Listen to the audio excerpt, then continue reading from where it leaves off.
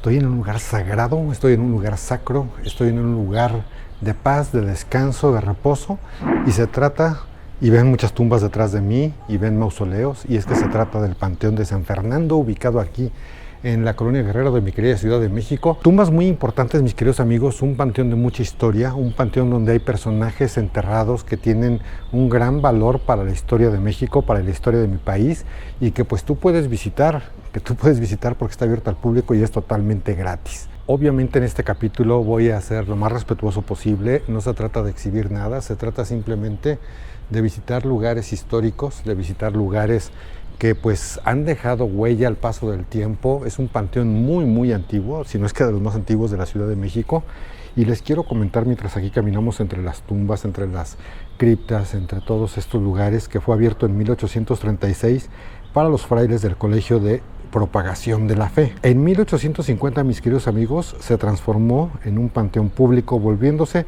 uno de los más exclusivos en ese momento, uno de los más exclusivos de la ciudad. Sirvió como panteón hasta el año de 1872. Y les quiero comentar, mis queridos amigos, que cuenta con 70 tumbas y más de 700 nichos que ejemplifican el arte funerario en el siglo XIX. Fue declarado este lugar como monumento artístico por el Instituto Nacional de Antropología e Historia en el año de 1936. Y sin duda la tumba más famosa que se encuentra aquí es la del expresidente de México, don Benito Juárez García.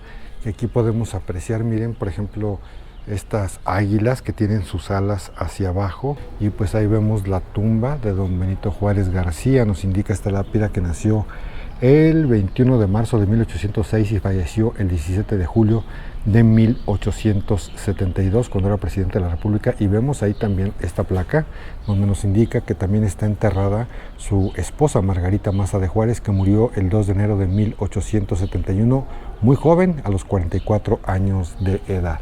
Y vean, por ejemplo, este tipo de estructuras que tiene, ¿no? Una B de Benito Juárez o del Benemérito de las Américas, como les decía, con el águila, con las alas hacia abajo. Son varias águilas que vemos, miren. Dice allá una frase muy significativa del Benemérito que dice: el respeto al derecho ajeno es la paz. Y vemos a Juárez, que está recostado sobre una mujer, y esa mujer es la patria. De hecho, si observamos, mis queridos amigos, el rostro de Benito Juárez es como murió, porque en ese entonces se estilaba que se hacía una máscara de cómo había fallecido la persona. Era una costumbre de aquellas épocas, y por eso el rostro de Benito Juárez que vemos en este mausoleo es exactamente cómo se encontraba al momento de su muerte. Buenos días, caballero. Únicamente está...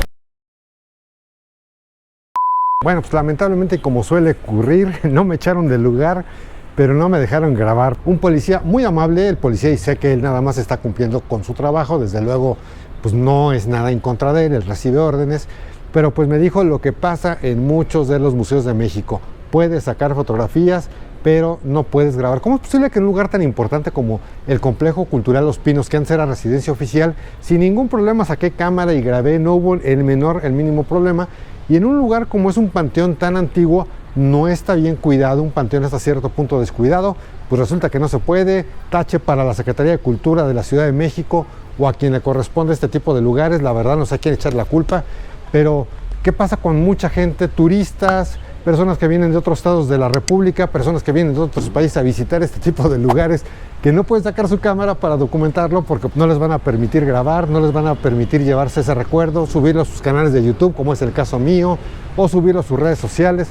Porque pues sin ninguna explicación y sin mayor explicación simplemente no se puede. Pero bueno, pude tomar algunas fotografías y alcancé a tomar un poquito de video, y por aquí les voy a estar mostrando lo que encontré dentro de las puertas del Panteón de San Fernando. Bueno, pues ya mejor me vine aquí a la oficina para platicar, para charlar con ustedes. Allá les dan miedo las cámaras de video, no les dan miedo los muertitos, pero sí las cámaras de video, lo cual nunca he entendido ni voy a entender jamás. Pero bueno, les comento lo que vi allá adentro, mis queridos amigos. Resulta que me quedé por ahí en la tumba de Benito Juárez, y les quiero comentar que en este mismo espacio también están enterrados, además de Margarita Maza de Juárez, los 5 hijos de la familia Juárez. Y este fue el último cuerpo en introducirse al panteón en el año de 1872. Fíjense que lo primero que encontramos cuando entramos, aparte de un poli que te pide ahí que firmes un libro de visitas, es el muro, y es bien triste esto, porque es el muro de los niños, de los chiquitos, de los pequeñitos que lamentablemente fallecieron a causa de distintas enfermedades y de distintas pandemias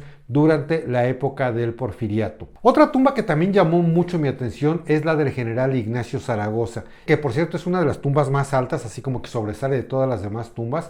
Y les quiero comentar que Ignacio Zaragoza pues ganó la batalla de Puebla el 5 de mayo de 1862, pero ¿qué creen? Que le duró bien poquito el gusto, porque el general Zaragoza falleció el 8 de septiembre del mismo año, de 1862, poquitito después de haber ganado la batalla de Puebla. Ahora les quiero especificar que en esta tumba que estamos viendo ya no está el general Ignacio Zaragoza, él fue trasladado hacia la ciudad de Puebla. Aquí en el Panteón de San Fernando estuvo enterrado de 1862 a 1976 y de ahí, pues como les digo, fue trasladado a la bella ciudad de Puebla. Observamos, y algo que me llamó mucho la atención también en este, es que vemos también las águilas con las alas hacia abajo en señal de luto, y también observamos los cañones que están al lado de la tumba hacia abajo, también en señal de luto. Lamentablemente algunos ya están bien jodidos, están bien fregados y bien madreados ya, pero bueno, la verdad es que la conservación de este panteón pues no es la mejor. Claro, es un panteón demasiado antiguo. Otra de las tumbas que llamó mucho mi atención es esta que les estoy mostrando, queridos amigos, que es la tumba del general Tomás Mejía.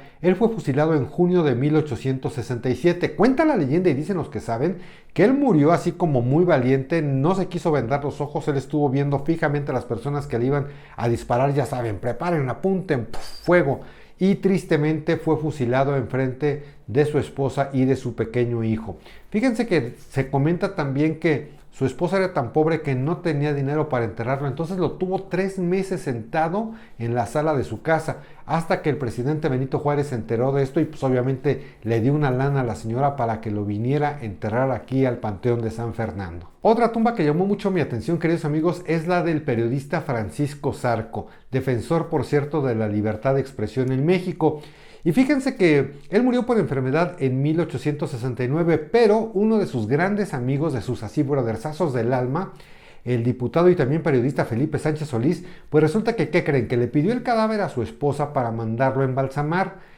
Y resulta que se quedó él con el cadáver en su casa, lo puso frente a una mesita, le puso una pluma en la mano y ahí lo tuvo durante varios meses como si estuviera escribiendo. Su esposa no sabía nada de esto, ella lo enterró, ella enterró un ataúd pensando que adentro se encontraba su esposo y resulta que no, pues ya finalmente después de 6 años de tenerlo su cuate ahí en exhibición, pues ya le confesó a su esposa que lo tenía en su casa, que lo tenía embalsamado. ¿Y qué creen? Que como pues ya pasó mucho tiempo así sentadito frente al escritorio y con una pluma en la mano, pues ya estaba en un estado tan rígido que lo tuvieron que enterrar aquí en este Panteón de San Fernando, en esa posición, sentado. Pues como ven, mis queridos amigos, ¿tú ya habías visitado este Panteón de San Fernando o te gustaría visitarlo si es que vienes a la Ciudad de México? Déjamelo aquí abajo en la caja de comentarios. No les puedo decir desde luego que es un lugar bonito, pues a fin de cuentas es un panteón y además ya un poco descuidado. Además un panteón chiquitito, realmente no crean que es un panteón enorme, es un panteón muy pequeñito, o sea, lo recorres en minutos. La paz, la quietud de adentro es pues como en todo panteón, pero sí suele ser un lugar interesante para visitarlo por tantas tumbas tan importantes que se encuentran en este sitio. Lamentablemente los alrededores, mis queridos amigos, no son del todo seguros ni bonitos. Está el Parque de San Fernando, por ahí vemos algunas fuentecitas, está la parroquia de San Fernando también, pero híjole, pues realmente hay que como que llegar muy a las vivas porque los alrededores no son bonitos, hay muchas personas pues en situación de calle, entonces como que sí se siente un cierto aire de inseguridad, pero bueno, de todas maneras pues nada grave, ¿no? O sea, si tú quieres y deseas puedes visitar este panteón que, como te dije, está abierto a todo público, es de manera gratuita, de 11 de la mañana a 5, por ahí a 6 de la tarde. Pues mis muy queridos amigos, si este video les gustó, les fue de utilidad, les pido que me regalen un like, una manita arriba, desde luego una suscripción a este canal de YouTube y activa la campanita para que seas de los primeros en enterarte en qué momento estoy subiendo un nuevo video. Nos vemos y nos escuchamos en cualquier momento, en cualquier lugar. Yo me despido de ustedes, mi nombre es Alfonso Vargas Torres.